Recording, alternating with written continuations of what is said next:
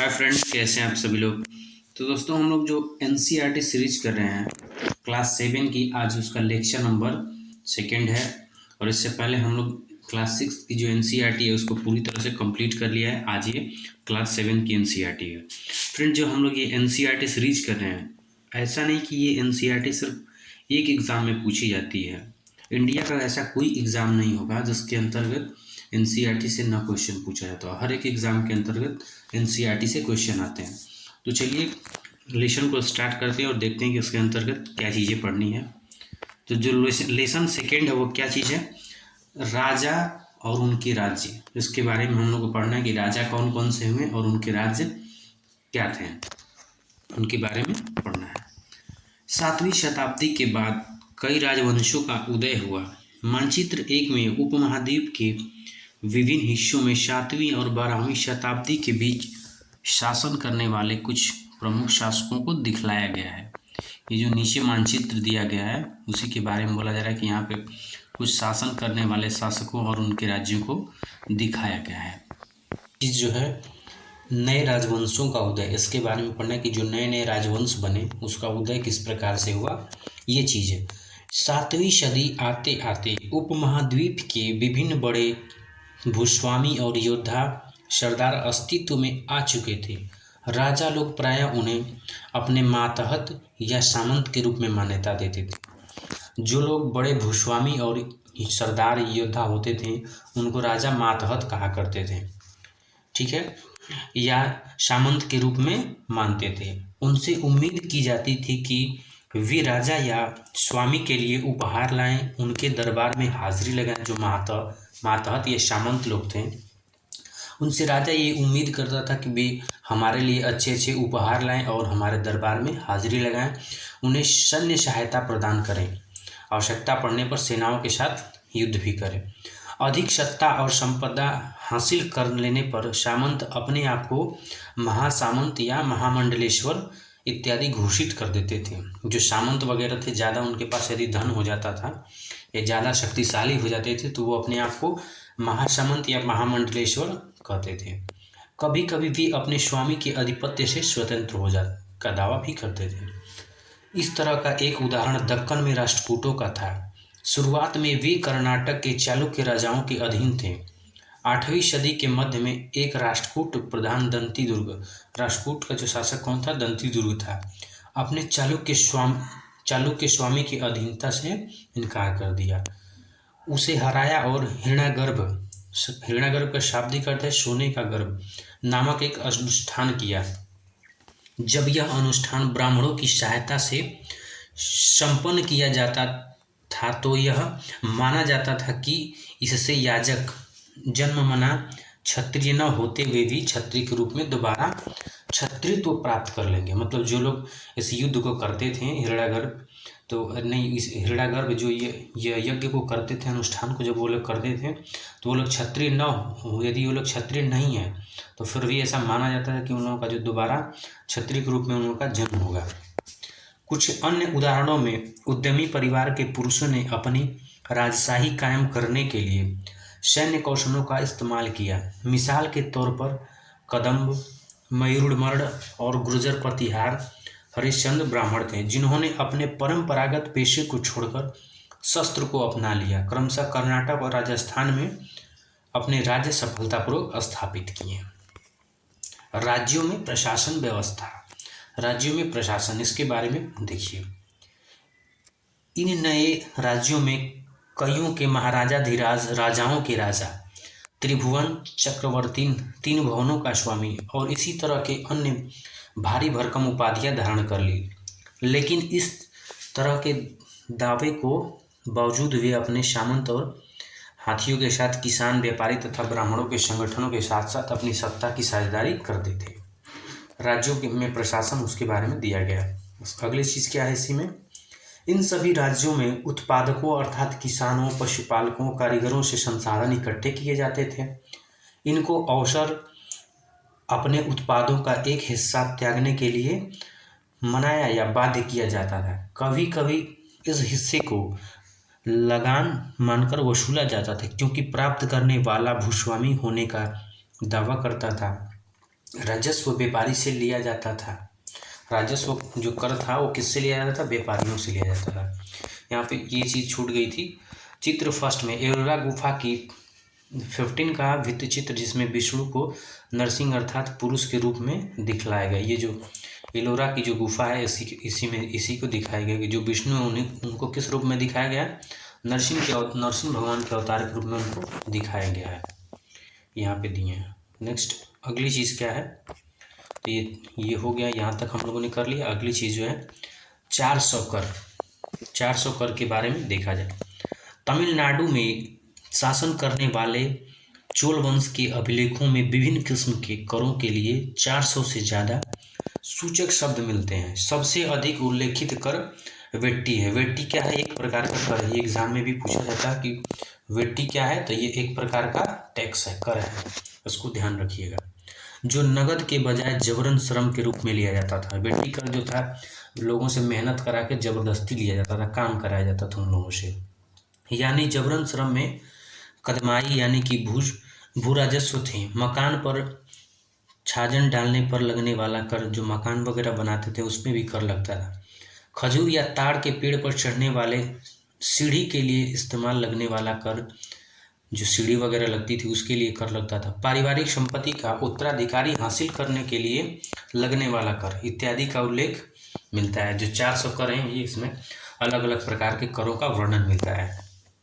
और जो अगली चीज़ है इसी के बारे में जो हम लोग पढ़ रहे थे, राज्यों में प्रशासन व्यवस्था, उसी के बारे में यहाँ पर दिया है और थोड़ा सा उसी का टुकड़ा यहाँ पे दिया है। ये संसाधन राजा की व्यवस्था का विपत्ति आधार बनते थे, साथ ही मंदिर और दुर्गों के निर्माण में भी इस्तेमाल होते थे। संसाधन उन युद्धों को लड़ने में भी इस्तेमाल होते थे जिनसे लूट की शक्ल में धन मिलने की तथा जमीन और व्यापारी मार्ग में प्रयोग की संभावना बनती थी। राजस्व वसूली के लिए पदाधिकारियों की नियुक्ति सामान्यतः प्रभावशाली परिवारों के बीच से ही की जाती थी, प्रायः वंशानुगत होती थी। सेना में भी ऐसा ही होता था। कई बार राजा के निकट संबंधी ही इन ओहदों पर होते थे। इसके बारे में हो गया। प्रशस्ति और भूमि अनुदान, ये क्या चीज़ है? प्रशस्ति और भूमि अनुदान, इसके बारे में देखा जाए। प्रशस्तियों में ऐसे ब्यौरे होते हैं जो शब्द सत्य नहीं भी हो सकते हैं, लेकिन ये प्रशस्तियाँ हमें बताती हैं कि शासक खुद को कैसा दर्शाना चाहते थे। मिसाल के लिए शूरवीर विजयी योद्धा के रूप में ये विद्वान ब्राह्मणों द्वारा रची गई हैं, जो अक्सर प्रशासन में मदद करती। जो प्रशस्तियाँ वगैरह थी इनको पंडित ब्राह्मण ये लोग लिखने का काम करते थे, जो शासन व्यवस्था चलाने के लिए हेल्प करती है। उसी प्रकार है नागभट्ट की उपलब्धि। यहाँ पे एक नागभट्ट की उपलब्धि के बारे में दिया गया है। कई शासकों ने प्रशस्तियों में अपनी उपलब्धियों का बखान किया है। आपने पिछले साल गुप्त शासक समुद्रगुप्त की प्रशस्ति के बारे में, जो हम लोग एनसीईआरटी क्लास 6 की एनसीईआरटी में इसको पढ़े थे। संस्कृत में लिखी गई ग्वालियर मध्य प्रदेश में पाई गई प्रशस्ति में प्रतिहार नरेश नागभट्ट के कामों का वर्णन इस प्रकार मिलता है। संस्कृत में लिखी गई एक प्रशस्ति है जो कहाँ पे? ग्वालियर में प्रतिहार नरेश नागभट्ट के बारे में वर्णन करती है। ये हो गया। हाँ, ये छोटा सा छूट गया तो थोड़ा सा। राजा लोग प्रायः ब्राह्मणों को भूमि अनुदान से पुरस्कृत करते थे। ये ताम्र पात्रों पर अभिलेखित होती थी जो भूमि पाने वाले को दिए जाते थे। इसमें और भाग नहीं। हाँ, ये इसको देखा जाए, ये चित्र 2 में थोड़ा संस्कृत और थोड़ा तमिल में लिखा हुआ ताम्रपत्रों से एक संग्रह, जिसमें 9वीं सदी के एक शासक के द्वारा दिए गए भूमि अनुदान का उल्लेख है। मतलब बोला जा रहा है कि जो एक ताम्रपात्र पर लिखी गई एक पांडुलिपि है, इसी के बारे में बोला कि जो भूमि अनुदान दी जाती थी, एक राजा ने दिया था 9वीं सदी में, उसी ने ही इस ताम्रपत्र पर लिखा है। नेक्स्ट अगली चीज़ क्या है? भूमि के साथ क्या क्या चीज़ें दिया जाता था। जो भूमि थी, यदि लोग भूमि तो दान में देते ही थे, उसके साथ और कौन कौन सी चीज़ें देते थे उसके बारे में है। यह चोल के द्वारा दिए गए एक भूमि अनुदान के तमिल भाग का एक अंश है। हमें मिट्टी के मेड़ बनाकर साथ ही कांटेदार झाड़ियाँ लगाकर भूमि की सीमाओं को चिन्हित कर दिया जाता था। फलदार वृक्ष, पानी, भूमि, बगीचे, इस प्रकार की चीज़ें जैसे चाराबाग हो गया, चबूतरें, अन्नागार, मछलियाँ के तालाब, मधुमक्खियों के छत्ते और गहरी झीलें जिसे यह भूमि मिलती थी वह इससे कर वसूलता था। मतलब जिन जिन लोगों के पास ये भूमि होती थी वो लोग क्या करते थे, कर वसूलते थे। वह न्यायाधिकारियों द्वारा जुर्माना के तौर पर लगाए गए कर वसूला सकता है। पान के पत्तों पर लगने वाला कर, बुने हुए कपड़ों पर लगने वाला कर, मतलब कहने का मतलब यह है कि ऐसी कोई वस्तु नहीं थी जिस पे कर न लगता हो। आज भी है, हर चीज़ पे टैक्स लग रहा है, उसी तरह पहले भी था, हर एक वस्तु पर कर लगता था और उसमें कुछ नहीं दिया है। हाँ, यहाँ पर दिया है कि 12वीं शताब्दी में एक बृहद संस्कृत काव्य भी रचा गया जिसमें कश्मीर पर शासन करने वाले राजाओं का इतिहास दर्ज है। इसे कल्हड़ नामक एक रचनाकार द्वारा रचा गया था। कल्हड़ ने अपना वृत्तांत लिखने के लिए शिलालेखों, दस्तावेजों, प्रत्यक्षदर्शियों के वर्णन और इसके पहले समेत इतिहासों समेत अनेक तरह के स्रोतों का इस्तेमाल किया। जो कल्हड़, राज तरंगिणी को किसने लिखा है? कल्हड़ ने लिखा है। प्रशस्तियों के लेखक से भिन्न वह अक्सर शासकों और उनकी नीतियों के बारे में आलोचना रुख दिलाता है। इसलिए 12वीं सदी के लिए असाधारण ग्रंथ था। जो कल्हड़ ने कौन सी पुस्तक लिखी है? राज तरंगिणी लिखी है। नेक्स्ट जो चीज़ है, धन के लिए युद्ध। ऐसा नहीं कि जमीन के लिए युद्ध होता था, गायों के लिए, पशुओं के लिए, धन के लिए, जमीन वगैरह के लिए भी युद्ध होता था।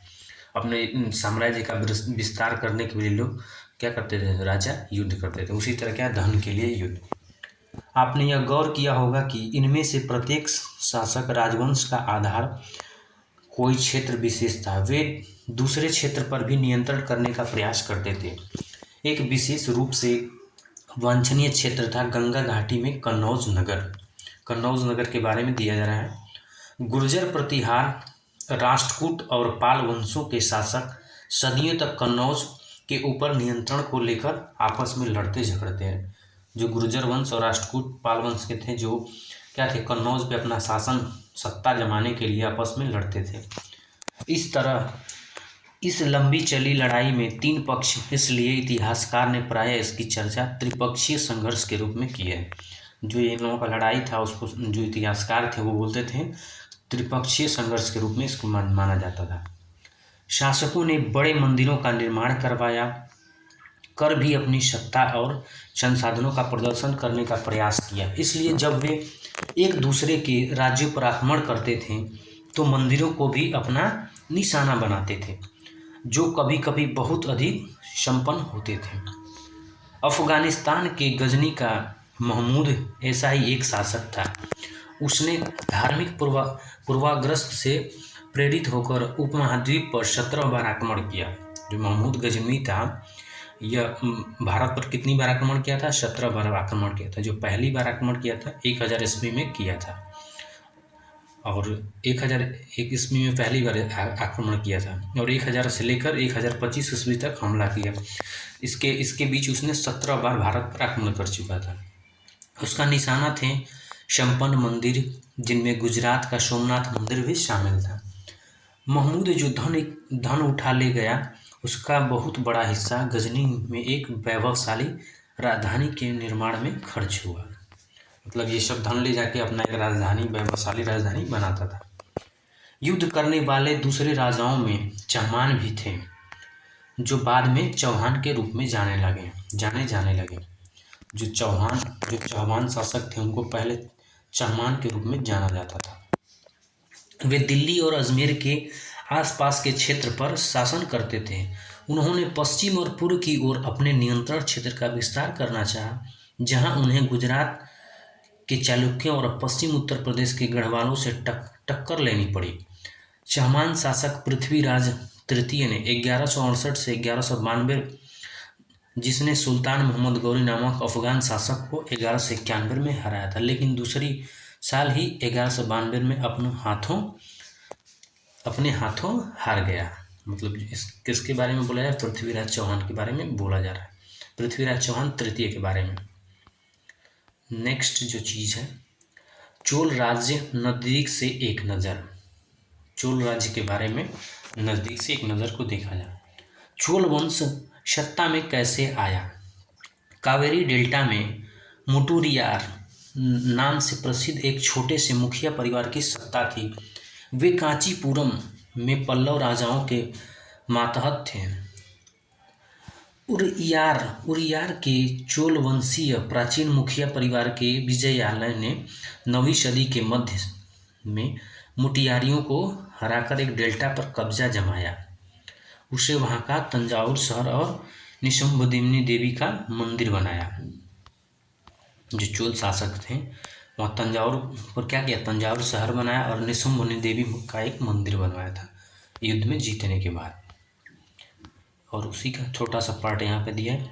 विजयालय के उत्तराधिकारियों ने पड़ोसी इलाकों को जीता और उसका राज्य अपने क्षेत्रफल तथा शक्ति दोनों रूपों में बढ़ता गया। दक्षिण और उसके पांड्य और पल्लवों के इलाके इस राज्य का हिस्सा बना लिया। मतलब दक्षिण में उसने पांडव और पल्लवों के इलाकों को भी मिला लिया।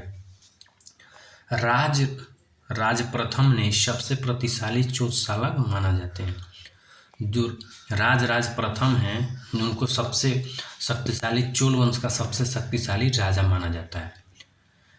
985 में राजा बना और उसी ने इसमें से ज़्यादातर क्षेत्रों पर अपने नियंत्रण का विस्तार किया।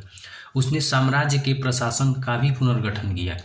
राज ने पुत्र राजेंद्र प्रथम ने उसकी नीतियों को जारी रखा और उसने गंगा घाटी, श्रीलंका तथा दक्षिण पूर्व एशिया के देशों पर हमला किया। इन अभियानों के लिए उसने एक जलसेना भी बनाई। उसने क्या किया, अलग अलग जगहों पे आक्रमण किया। भव्य मंदिर और कांस्य मूर्ति कला। भव्य मंदिर और कांस्य मूर्ति कला क्या है उसके बारे में देखा जाए। राज और राजेंद्र प्रथम द्वारा बनाए गए तंजावुर और गंगईकोंड के बड़े मंदिर स्थापत्य और मूर्तिकला की दृष्टि में एक चमत्कार है। जो राज प्रथम तंजावुर और गंगईकोंड मंदिर बनवाए थे लोग, इसी के बारे में नीचे दिया गया। चोल मंदिर अक्सर अपने आसपास विकसित होने वाली बस्तियों के केंद्र बन गए। ये शिल्प उत्पादन के केंद्र थे। ये मंदिर शासकों और अन्य लोगों द्वारा दी गई भूमि से भी संपन्न हो गए थे। इस भूमि की उपज उन सारे विशेषज्ञों का निर्वहन करने में खर्च होती थी जो मंदिर के आसपास रहते थे। उसके लिए काम करते थे पुरोहित, मालाकार, बावर्ची, मेहतर, संगीतकार, नर्तकी इत्यादि। दूसरे शब्दों में मूर्ति सिर्फ पूजा आराधना के साथ स्थान नहीं थे, वे आर्थिक, सांस्कृतिक, सामाजिक जीवन के केंद्र भी थे। मतलब जो मूर्ति थी, जो मंदिर वगैरह रहती थी, ये लोग वहाँ पे सिर्फ पूजा ही नहीं करते थे, ये लोग उनसे क्या थी, लोग के आर्थिक और सामाजिक स्थिति का भी वो केंद्र मानते थे। मंदिर के साथ जुड़े हुए शिल्पों से सबसे विशिष्ट था कांस्य प्रतिमाएं बनाने का काम। चोल कांस्य प्रतिमाएं संसार की सबसे उत्कृष्ट प्रतिमाओं में गिनी जाती हैं। जो कांस्य प्रतिमाएं सबसे पहले बनाना किसने स्टार्ट किया था? चोल शासकों ने बनाना स्टार्ट किया था। जैसे उसी प्रकार की एक कांस्य प्रतिमा यहाँ नीचे दी गई है। ज़्यादातर प्रतिमाएं तो देवी देवताओं की ही होती थी, लेकिन कुछ प्रतिमाएं भक्तों की भी बनाई गई थी। उसी के बारे में, जैसे कि यहाँ पे कांस्य प्रतिमा दी गई है, इसके बारे में भी देखा जाएगा। कृषि और सिंचाई के बारे में, जो चोल शासक थे उन लोगों के राजवंश में किस तरह की सिंचाई और किस तरह की खेती होती थी, उसके बारे में देखा जाए। चोलों की कई उपलब्धियां कृषि में हुए नए विकासों के माध्यम से संभव है। मानचित्र 2 को देखिए और गौर कीजिए कि कावेरी नदी बंगाल की खाड़ी से मिलने से पहले कई छोटी छोटी शाखाओं में बट जाती है। ये शाखाएं बार बार पानी उलीचती हैं, जिसके किनारे पर उपजाऊ मिट्टी जमा होती है। शाखाओं का पानी कृषि, विशेषकर चावल की खेती के लिए आवश्यक आर्द्रता भी मुहैया कराता है। हालांकि तमिलनाडु के दूसरे हिस्से में कृषि पहले ही विकसित हो चुकी थी, पर 5वीं या 6वीं सदी में आकर ही इस इलाकों में बड़े पैमाने पर खेती शुरू हो गई। कुछ इलाकों में जंगलों को साफ किया जाना था और कुछ इलाकों में ज़मीन को समतल किया जाना था। मतलब ये लोग कृषि करने के लिए, खेती करने के लिए ज़मीन को क्या करते थे, साफ सुथरा जंगल वगैरह काट कर और उसको समतल करके कृषि स्टार्ट किए थे। कुछ दूसरे इलाकों में ज़मीन को समतल के डेल्टा क्षेत्रों में बाढ़ को रोकने के लिए तटबंध बनाए जाते थे और पानी को खेतों तक लाने के लिए नहरों का निर्माण होना था। कई क्षेत्रों में एक साल में 2 फसलें उगाई जाती थी, मतलब हर एक साल में 2 फसल को उगाई जाती थी।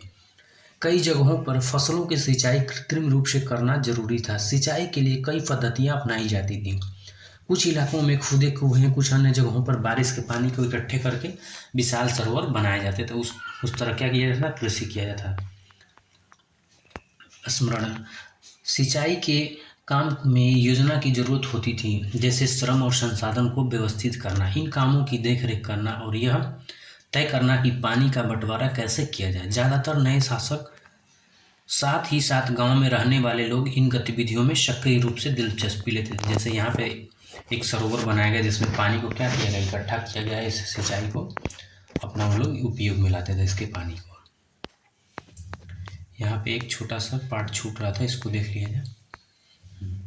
गंगईकोंड चोलपुरम का मंदिर, छत जिस तरह के क्रमशः पतली होती गई उस पर गौर करें। मतलब ये गंगईपुरम का एक चोल मंदिर है, इसके बारे में बोला जा रहा है कि नीचे से कितना चौड़ा दिख रहा है और ऊपर जाते जाते इसकी छत जो है एकदम पतली हो गई, शिखर नुमा बन गई, उसी के बारे में दिया है।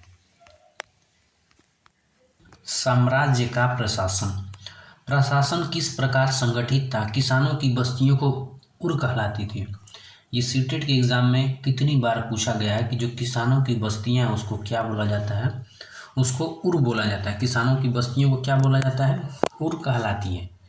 संचित खेती के साथ साथ बहुत समृद्ध हो गई थी। इस तरह के गांवों के समूह को नाडु कहा जाता था। ग्राम परिषद और नाडु न्याय करने और कर वसूलने जैसे कई प्रशासकीय कार्य करते थे। धनी किसानों को केंद्रीय चोल सरकार की देखरेख में नाडु के कामकाज में अच्छा खासा नियंत्रण हासिल था। जो चोल शासक थे उनके बारे में बोला जा रहा है। उनमें से कई धनी भूस्वामियों ने चोल राजाओं ने सम्मान के रूप में मुवेंद वेलन किसको बोला जाता है, जो बड़े भूस्वामी होते हैं, जो धनी भूस्वामी होते हैं उनको मुवेंद वेलन कहा जाता है। वे अपनी सेवाएं प्रदान करने वाला वेलन या किसान करते थे। अरइयार प्रधान जैसी उपाधियां दी गई। इन्हें केंद्र में महत्वपूर्ण राजकीय पद सौंप दिए जाते थे। यहाँ तक हो गया। ये देखा जाए, ये बहुत ही इंपॉर्टेंट चीज़ है जो कि सीटेट के एग्ज़ाम में एक बार नहीं कितनी बार पूछा जा चुका है। प्रीवियस ईयर क्वेश्चन आप लोग देखिएगा तो लगाइएगा तो उसमें आपको ये मिलता है, एकदम इम्पोर्टेंट चीज़ कि चोल अभिलेखों में भूमि के विभिन्न कोटियों का उल्लेख मिलता है। जो चोल अभिलेख है उसमें क्या है, भूमि के विभिन्न अलग अलग प्रकार के उल्लेख मिलते हैं। जैसे बेलन बगाई भूमि को क्या बोलते हैं, जैसे बेलन बगाई होता है, बेलन बगाई को क्या बोला जाता है कि गैर ब्राह्मण किसानों स्वामियों की भूमि। जो बेलन बगाई है उसको क्या बोला जाता है, गैर ब्राह्मण किसानों की भूमि। और ब्राह्मण दे भूमि का मतलब क्या होगा, ब्राह्मणों को उपहार में दी गई जो भूमि होती है उसको क्या बोला जाता है, ब्राह्मण भूमि ब्राह्मण दे बोला जाता है।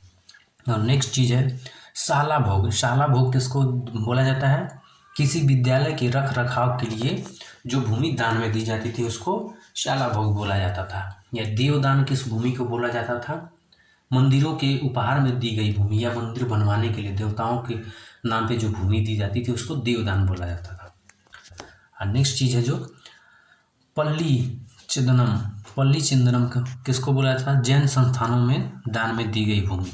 हमने देखा कि ब्राह्मणों के समय समय पर भूमि अनुदान या ब्राह्मण देय प्राप्त हुआ। परिणाम स्वरूप कावेरी घाटी और दक्षिण भारत के दूसरे हिस्सों में ढेरों ब्राह्मण बस्तियां अस्तित्व में आई। प्रत्येक ब्राह्मण देय की देखरेख प्रमुख ब्राह्मण भूस्वामी ही एक सभा द्वारा की जाती थी। ये सभाएं बहुत कुशल पूर्वक काम करती थी। इनके निर्णय शिलालेखों में प्रायः मंदिरों के पत्थर की दीवारों पर ब्यौरे दर्ज किए जाते थे। नगरम के नाम से ज्ञात व्यापारियों के संघ भी अक्सर शहर के प्रशासनिक कार्य संपादित करते थे। जो नगरम नाम के जो व्यापारी थे वो लोग इस संघ में क्या करते थे, प्रशासनिक रूप से कार्य को सहायता प्रदान करते थे। अगली चीज़ क्या है, तमिलनाडु के चिंगलपुट जिले के उत्तर मेरूर में प्राप्त अभिलेख में इस बात का सविस्तार वर्णन है। ब्राह्मणों की सभा का संगठन कैसा था? सिंचाई के कामकाज, बगीचों, मंदिरों इत्यादि की देखरेख की सभा की विभिन्न समितियां होती थीं। इन सदस्यता के लिए लोग योग्य होते थे। उनके नाम तालपत्र के छोटे टिकटों पर लिखा जाता था। जो लोग इस प्रशासन में, संघ में शामिल होने के लिए जो लोग रहते थे, जो योग्य होते थे, उन्हीं का नाम तालपत्र के टिकटों पर लिखा जाता था। मिट्टी के बर्तनों में रख दिए जाते थे और किसी छोटे लड़के को हर समिति के एक के लिए एक के बाद एक टिकट निकालने के लिए कहा जाता था। यहाँ तक हो गया। और जो नेक्स्ट अगली चीज़ है, ये कुछ उतना इम्पोर्टेंट नहीं है। इसको हमने देखा, इसमें कुछ इम्पोर्टेंट नहीं है। तो है फ्रेंड्स, जो हम लोग की ये क्लास 7 की जो NCERT है ये कंप्लीट हुई।